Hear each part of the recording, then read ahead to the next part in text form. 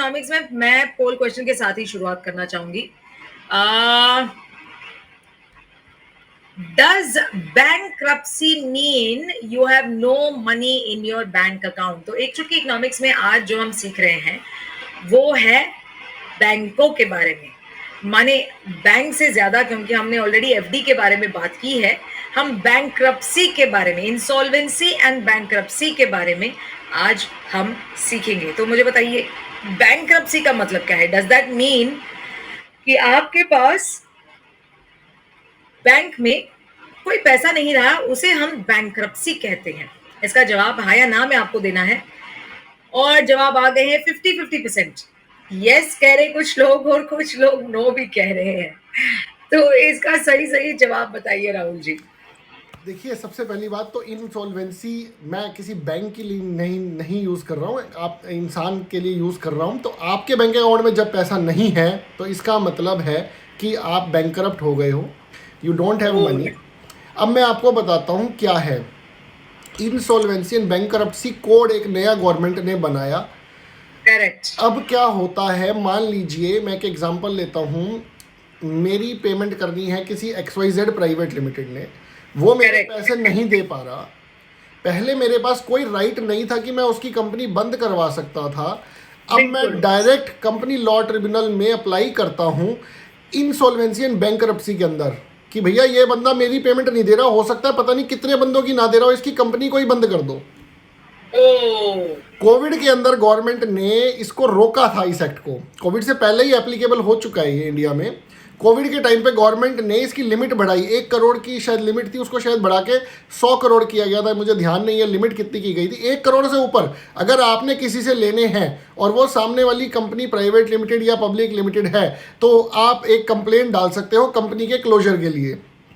अभी पीछे मैं आपको एक एग्जांपल बताता हूँ। किसी ने फ्लिपकार्ट के ऊपर ये कंप्लेंट डाल दी थी, फ्लिपकार्ट ने उसके 1.5 करोड़ रुपया देना था, उसने फ्लिपकार्ट के ऊपर कंप्लेंट डाल दी थी, कंप्लेंट एक्सेप्ट हो गई थी। आप समझिए फ्लिपकार्ट की रेपुटेशन कितनी खराब होती है कि भैया आपको बैंकरप्सी में किसी बंदे ने लीगल नोटिस भेज दिया है। राइट। तो अच्छी कंपनीज तो ये आने नहीं देती, बुरी कंपनीज के ऊपर ये डंडा है कि भैया आप पैसे दे रहे हो या कंपनी बंद करें। कंपनी बंद करेंगे तो फिर कॉर्पोरेट जो काम होगा वो बहुत कॉम्प्लिकेटेड है, वो मैं नहीं बता पाऊंगा अभी। तो उसके बाद कोई अपॉइंट होएगा और वो कंपनी के सारे एसेट सारे लायबिलिटीज़ बेचेगा एंड सबसे पहले बैंकों के लोन उतरेंगे, फिर क्रेडिटर को पेमेंट होगी और फिर कुछ बचा तो ओनर को दिया जाएगा। राइट, बिल्कुल सही। पहले ये एक्ट नहीं था, ये एक्ट अभी जस्ट 4-5 साल पहले ही आया है मेरे ख्याल से। उससे पहले हमारी कंट्री के अंदर इंसॉल्वेंसी एंड बैंकरप्सी का कोई एक्ट ही नहीं था। करेक्ट। इसके बाद से बिल्डर्स भी थोड़े से डर गए हैं अब कि भैया अगर हमने कुछ गड़बड़ किया तो कोई किसी ने कंप्लेंट डाल दी तो उसके अंदर तारीखें बड़ी जल्दी लगती है, उसके अंदर लंबा प्रोसेस नहीं होता, क्योंकि वो कोई कोर्ट में नहीं हो रहा, वो कंपनी लॉ ट्रिब्यूनल में हो रहा है, कंपनीज एक्ट में हो रहा है वो केस।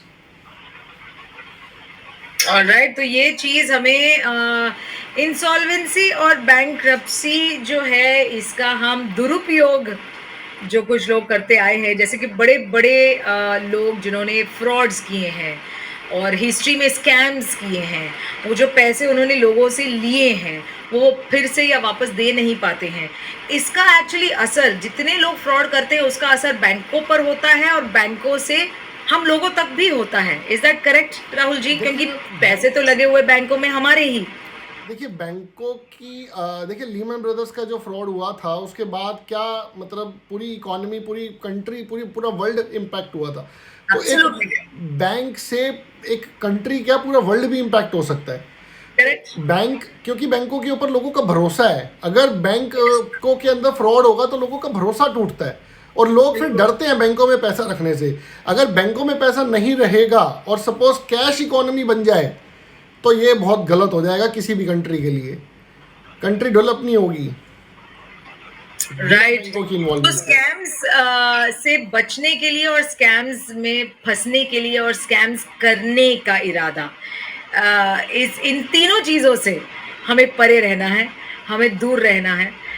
क्योंकि जितना हम फास्ट मनी चाहेंगे, फास्ट मनी, जैसे आयु पूछ रहा था पैसा कैसा बना सकते हैं हम ऑनलाइन, उन्हें लग रहा था मनी की बात हो रही है तो शायद हम मनी भी बांट रहे हैं। ये जो मनी बांटने की बात है ये ऐसे आसानी से होता नहीं है, जहाँ कहीं भी आसानी से आता भी है तो उतने ही आसानी से चला भी जाता है। इट साउंड्स फिलोसॉफिकल, पर ये हमने एक्सपीरियंस किया है और ये हमने जाना है कि चीज़ें इतनी आसानी से होती नहीं है, इसलिए always stick to what is legal and what is correct, ethically, morally, legally, और उसी से इतने सारे अपॉर्चुनिटीज़ मिल जाते हैं। राकेश झुनझुनवाला जी का स्टोरी ले लीजिए ना, he started off with just 5,000 rupees, फिर यहाँ वहाँ से फ्रेंड्स, उनके भाई साहब जो कि एक सीए, प्रैक्टिसिंग सीए थे, उनके क्लाइंट्स ने थोड़े थोड़े पैसे दिए, और उनका पैसा उन्होंने रिटर्न्स इतने बड़े बड़े वापस ला के दिए, so that was also legal.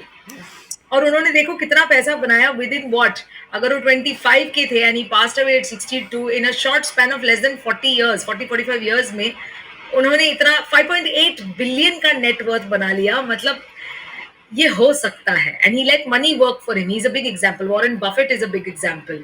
ऐसे बहुत सारे फाइनेंसर्स हैं जो बहुत बड़े बड़े एग्जांपल्स कर चुके हैं, सेट कर चुके हैं हमारे लिए। तो इसमें हाँ, आपके पास एक स्किल होना चाहिए कि ये समझे मार्केट्स को, जो कि राकेश जी के पास था, वॉरेन जी के पास है, और ऐसे कईयों के पास है। नहीं तो of course you have financial advisors like Rahul ji himself.